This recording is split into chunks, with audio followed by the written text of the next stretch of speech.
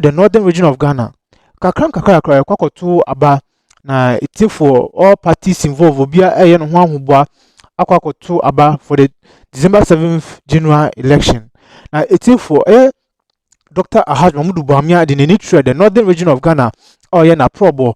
Na it for one journalist baako friend Malik Musa Ozentino woye NDC ni power serving NDC amanoko for so many years ni osanso NDC journalist baako. Na it for even radio station oye juma honom kra for President John Dramani Mahama nua ba dia good morning Ghana show sooner every time biano or then nsem etutudwa oblast MPP amanoko papa.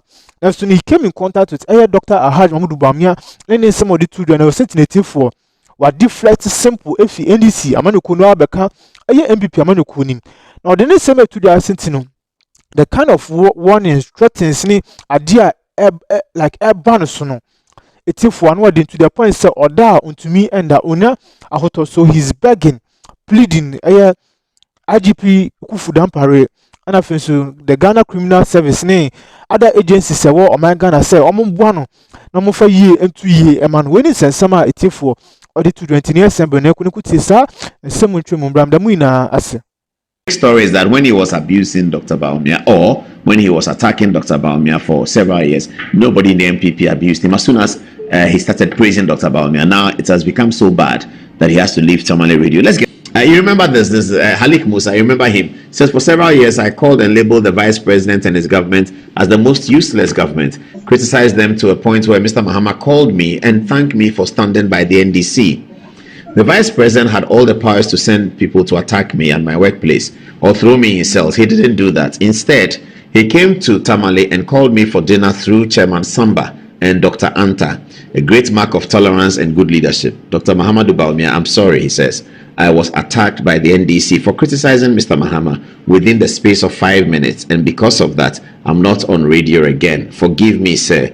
Hashtag solid brand, he says. Now, this is his resignation as published to the general manager of Radio Tamale, PO Box 63AR, Tamale. He says, I'm writing to formally tender my resignation as the drive time presenter at Radio Tamale, effective immediately. The decision has not been an easy one for me, he says. But recent events have made it clear that my continued presence at the station is untenable. As you are aware, he says, I was recently suspended for criticism leveled against former President John Dramani Mahama and the National Democratic Congress on my radio program. In my exercise of objective journalism and freedom of speech, I was attacked by NDC thugs and my car got badly damaged in the process. An incident that immediately preceded my suspension. While I understand the need for impartiality and professionalism in broadcasting, I cannot in good conscience stand by while political interference stifles free speech and honest dialogue.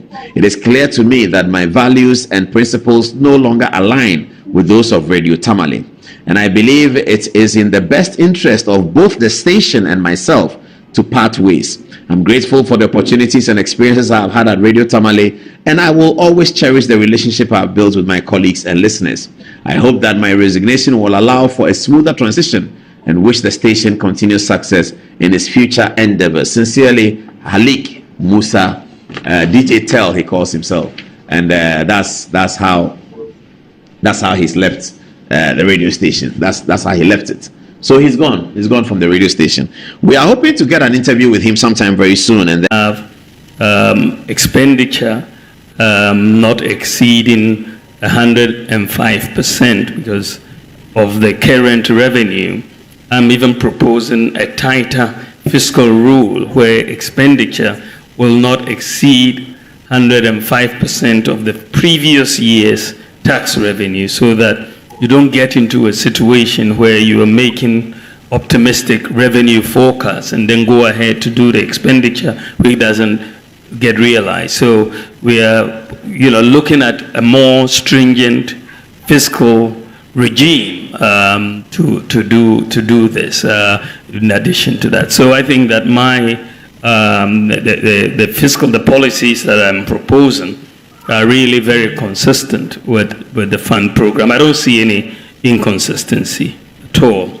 Wale FM was asking about the Pualugu Dam And I think that it is something, and I think we had another question on it also.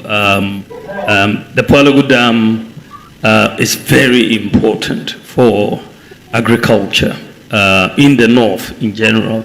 It also is important for flood control.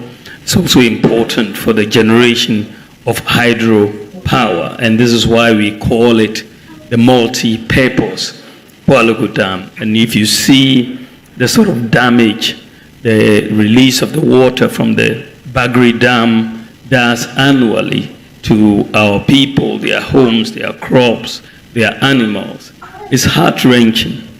And the idea that we are looking at, a dam which would span large areas of the northeast and upper east regions, bringing in play about 28,000 hectares for irrigation.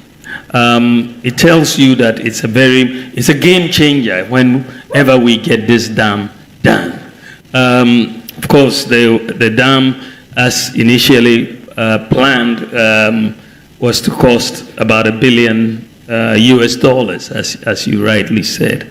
But we quickly ran into major issues following the COVID pandemic, and so many plans that were there, we couldn't realize, no access to the capital markets and so on. So we're going to have to relook at the funding model for the Palagu Dam and bring in grant financing as well as private sector financing because of the opportunities that exist for the private sector with all of this agricultural land coming into play and all of that. So I think that is the issue. The issue of the universities in the new regions, I think a statement has already been made on that issue, that every new region should have a tertiary institution, ideally a university, and I think that is something I will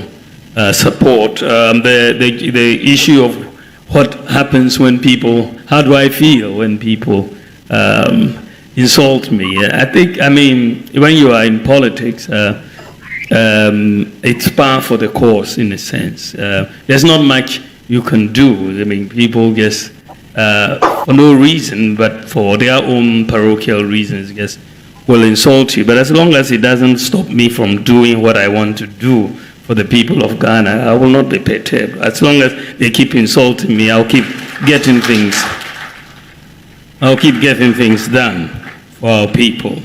I think that the issue has come, I think, in the area of the creative arts. I think it's a very, very, very important area for our economy.